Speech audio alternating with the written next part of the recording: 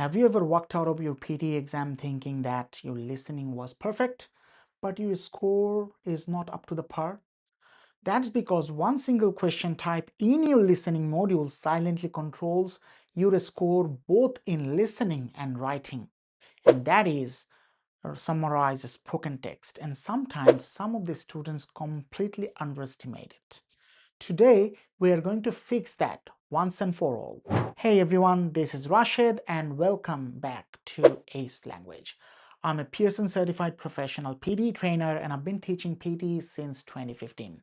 Over the years, I've helped thousands of students achieve their desired PTE score and help them study their dream course or secure their permanent residency. If you're preparing for your PTE academic test and targeting proficient or superior score for your PR application, this video is extremely important for you because this one question type can make or break both of your listening and writing a score at the same time. Now understand what summarized spoken text actually is. Summarise spoken text, or also known as SST, is the first question type of your PTE listening section, and you will only get one summarized spoken text question in your exam. But that doesn't mean you will underestimate it. It carries significant weight. According to the official Pearson scoring data, SST contributes around 10% of your listening score and about 18% of your writing score, making it an integrated skill question that directly impacts multiple scores. It also contributes 4% of your overall score. You will get a total of 10 minutes to complete this task. Out of these, first 12 seconds are your preparation time.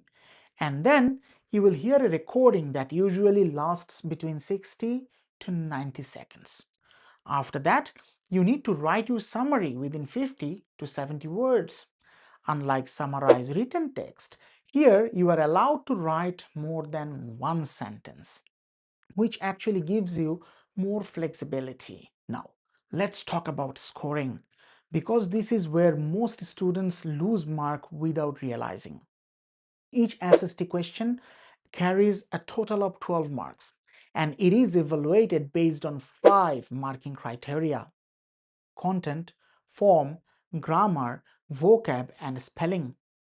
Content carries 4 marks, which means how well you understood and summarized the lecture. A human examiner may recheck your answer to ensure that you have not used any template. Form carries 2 marks, and this is extremely important because it works as a gatekeeper. If your word count is below 40 or above 100, your entire SST gets a 0 out of 12, no matter how good your content is. So to get maximum score in content, you must write your summary between 50 to 70 words, and you will maintain your format as well. Grammar, vocab, and spelling also contain 2 marks each, and they can be proven valuable for many reasons. Now, let's focus on the most important part, the strategy. The strategy that actually works for SST is actually very simple to follow. Step 1. Take notes during the recording. But here is the key. Do not try to write everything. Only write what you understand and what you think is important. Focus on keywords, main ideas, and supporting points. And very importantly, ignore what you miss. Don't worry about them. If you try to chase every sentence, every word, you'll lose everything. I recommend that you do not use notepads during your note-taking time. Rather, directly type onto the screen on your writing space. This will make your life much easier. Step 2. Once the recording is finished and you have taken notes, now use the notes to build up full sentences. This is where most students panic. But you don't need to use complex grammar or complex sentences. Just convert your keywords into simple, meaningful sentences. Step 3. Connect your ideas using joiners. Simple joiners will do, like moreover, however, overall, in conclusion, most importantly, on top of. This will help you create a smooth and coherent summary. And step number 4, check your word counts. Remember, you don't want to write more than the number of words you are allocated to write. This is non-negotiable. And step 5, quickly check your spelling. Remember, making 2 spelling mistakes will give you 0 out of 2 in spelling. That will reduce your score significantly. Now, in a moment, I will share my screen and I will demonstrate a full assistive response live so that you can see exactly how to apply all these strategies that we learned in the real exam. Alright, let's now try a summarized spoken text. I will just put it into mute for a moment to describe a few things. As you can see that the instruction is given here that you will hear a short lecture. Write a summary for a fellow student who was not present. Remember, who are you writing it for? A fellow student. And your word limit is 50 to 70 words. You have 10 minutes to finish this task. Your response will be judged on the quality of your writing and blah blah blah. Just so you remember that 10 minutes will include your preparation time, and the preparation time will be 12 seconds. Now, what I recommend students to do is simply when the recording is playing, that is, they are listening to the recording, instead of taking notes on their notepad, I want them to really type in here directly. Now, whatever you want to type, you can type here. Once the recording is finished, you can expand those and then you can add joiners between the sentences and you can make it a perfect answer for you.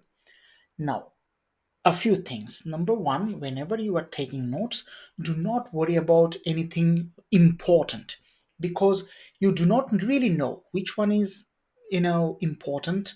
For you to really know, you have to listen to the full recording. So just ignore the thing that you have to take important things note. Number one. Number two is when you take note, write down whatever you understand, right? Don't worry too much about it being important. That is one thing. Another thing is don't worry about what's being played behind, right, when you are typing. So let's say you understood sentence 1, you keep on typing it. In the meantime, sentence 2, 3, 4 is finished. Don't worry about them because we don't need to really repeat everything. It's not repeat sentence. It summarizes spoken text. We are trying to summarize. So let's say you have completed sentence 1 here, and in the meantime sentence 2, 3, 4 is gone, and then by the time you completed sentence 1 you have caught up on sentence 5, right? And write it down. And then you have caught up on sentence 10 and then write it down. And then you have caught up on sentence 12 and write it down. And then simply once you are done, expand them, right? Expand them to full sentences that are meaningful, and eventually add joiners. So basically, let's say before sentence 1 you have written the lecture was about. After that you can say moreover. After that and then put your next sentence here. After that you can say in addition to, and then put your sentence here. And then you can say to conclude or in conclusion, whatever is better for you, and do it like this. Not necessarily that you have to do it in this way, but this can be a suggested way. Now, keeping them in mind, let me restart this one and let us actually do this question directly so that we understand how things work. Alrighty, let's get ready. I'm going to take note here, so I don't need my notepad. As you probably know, coffee is the second largest commodity by traded value in the world after oil. You probably also know that it's grown in Brazil, but you may not realise that it's not native to that country. It originated in East Africa. So, if it came from there, how did it cross the Pacific? Well, the Dutch took coffee to a number of different places around the world, including South America, where it thrived. Nowadays, all the coffee cultivated in Brazil comes from that one seedling, which was of a variety called Robusto. Now, because it all comes from the one plant, genetically, Robusto isn't particularly varied, which unfortunately means its resistance to disease is, well, rather on the low side. And, well, this is exactly what has happened recently. A pathogen called coffee rust is ravaging coffee crops across South America. So what it looks like is that the price of coffee is, well, going to skyrocket on the wholesale markets unless production is increased dramatically in a short space of time in other countries, such as, Vietnam, which seems rather unlikely. So, in short, there's a good chance that your morning coffee is going to become, well, quite pricey, and pretty soon at that. Right, so that's the recording. These are my notes. So very simple. First things first, I'm going to expand the sentence, right? Coffee is the second largest commodity. My spelling is wrong. COMMODITY. By trading value after oil, coffee. Obviously, I can understand a verb is needed. Is originated in East Africa. It needs to be capitalized. And then the Dutch, it's remember Dutch needs to be capitalized as well. Took coffee to a number of different places, spelling wrong, places, including, again, wrong spelling, South America. A pathogen called coffee rust is ravaging coffee plants in, again, South America. Price of coffee will skyrocket in many countries. I'm done with them, right? So I've written, as you can see, around 50 words. I have option to write up to 70 words. I need to be very careful. So I can say in the lecture, the lecture was about coffee. So I need to do a bit of grammatical adjustment. The lecture was about coffee is the second largest commodity. Even though it may not be wrong, it doesn't sound really right. So I'm gonna use coffee being the second largest commodity by traded value after oil, and I am writing a compound sentence here. And coffee is originated. There's no need to say coffee again. It is originated in East Africa. And then I'm saying, more importantly, the Dutch took coffee to a number of different places, including South America. However, because we are now talking about a pathogen, that is a disease, right? My spelling is incorrect. However, a pathogen called coffee rust is ravaging coffee plants in South America. And as I'm now completing, I can say, to conclude, it can be said that the price of coffee will skyrocket in many countries. Done. So that's my answer.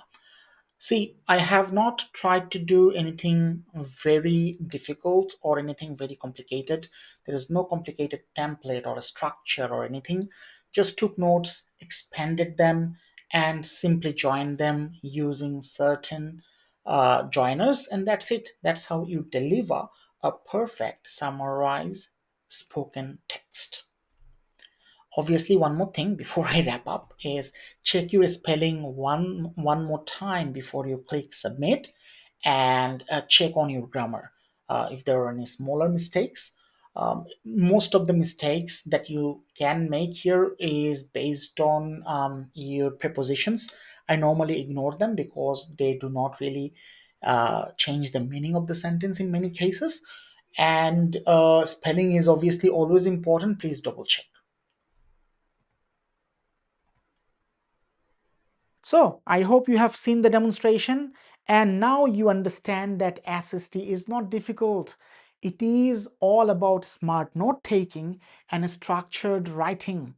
If you practice this properly, you can consistently score full marks in this question type. If you found this video helpful, please make sure you subscribe to this channel and you like and share this video. If you are serious about achieving your target PTE score, we offer 2-week intensive courses, 1 month regular course, and 2 months extended programs with basic English. And also our coaching in Bangladesh provide one-to-one session apart from these courses. In Australia, all our courses are one-to-one and fully customizable to your need. You can contact us in Australia on 0456 446 963 and in Bangladesh on 018899 And you can also email us at info@acepte.com.au. Happy practicing and best wishes with your PTE exam.